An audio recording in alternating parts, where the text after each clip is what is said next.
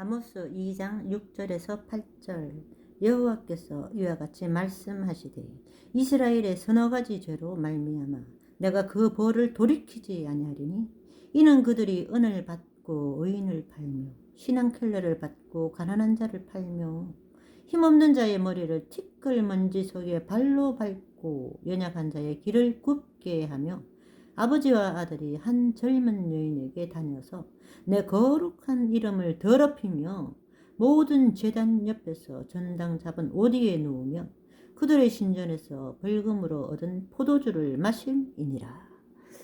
이 이야기를 왜 하겠습니까? 뭐 하려고 할까요? 이스라엘 들으라고 하는 것입니다. 이스라엘에게 은을 받고 의인을 팔며 신한켤레로 가난한 자를 팔며 뭡니까? 뇌물을 받고 불의한 재판을 하고 가난한 자를 헐값에 종으로 파는 거, 인신매매까지 한다는 거죠. 힘없는 자의 머리를 티끌 속에 받고, 이건 뭐죠? 권력을 남용해서 약한 자를 억압한다는 겁니다. 아버지와 아들이 한 젊은 여인에게 다닌다. 언뜻 봐도 이것만 해도 이건 율법을 어긴 거죠. 엄란한 거죠.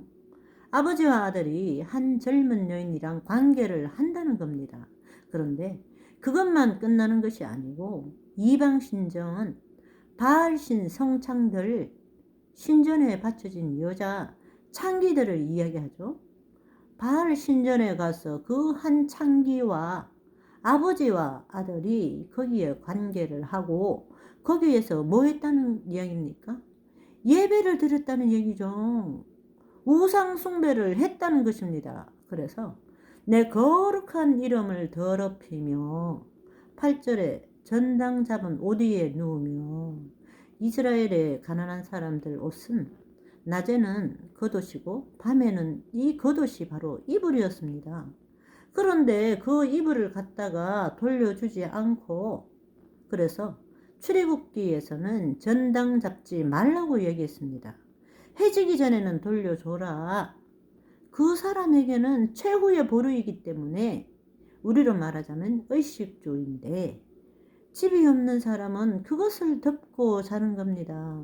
그걸 주지 않고 그 위에 누우면서 신전에서 벌금으로 받은 포도주를 마시며 가난한 사람들의 것을 착취를 해서 포도주를 먹으면서 그렇게 지도층들은 호의호식을 했다는 것입니다. 그렇게 사회 전반적으로 퇴폐, 향락, 부정, 부패에 심하게 부패에 타락했다는 것입니다. 그 이야기를 하면서 너희들 이런 죄를 지었으니까 너희들 잘못했어 하고 지적을 하면서 뜬금없이 9절 내가 아모리 사람을 그들 앞에서 멸하였나니 그 키는 백향목 높이와 같고 강하기는 상수리나무 같으나 내가 그 위에 열매와 그 아래에 뿌리를 진멸하였느니라.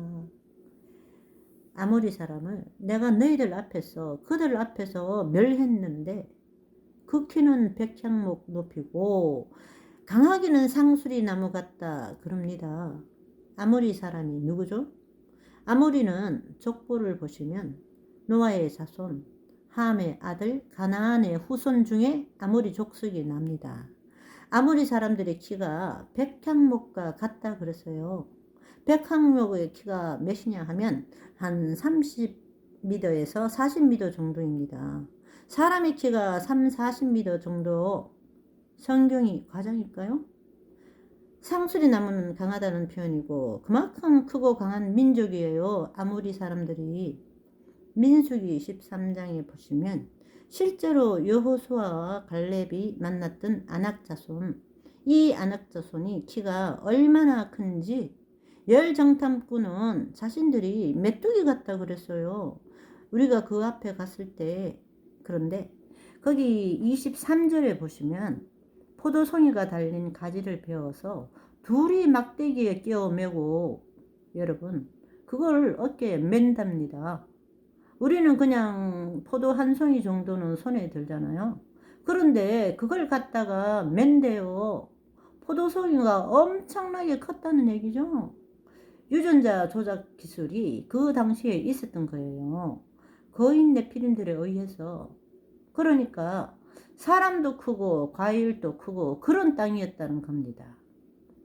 실제로 일반 성인 남자들이 키가 있는데 그 키가 170에서 175 정도가 평균 키라고 보면, 실제로 발굴되는 유골을 보면 지금 가장 큰 것이 발견된 게 35m의 유골까지 발견이 되고 있습니다. 지난 주일 하영아빠 TV에 구체적으로 나오는데 참고하시고, 바사낭 옥이 5m, 골리앗이 3m라 그러죠. 사우디아라비아, 중동, 인도 이 세계 각처에서 이 네피림의 유골이 지금 발견되고 있습니다. 이런 땅을 중요한 게 뭐냐 하면, 와 이게 뭐야 하라는 게 아니고, 이건 실제 역사적인 사실인데 이런 존재들을 하고 우리 같은 보통 사람이 이걸 이길 수 있어요? 천사와 사람에 섞인 하이브리드 네피림들을, 이런 존재들이 차지하고 있는 땅을 우리가 차지할 수 있냐 말입니다. 차지할 수 없죠. 할 수 없는데 차지했다는 이야기입니다. 그럼 그게 뭐죠?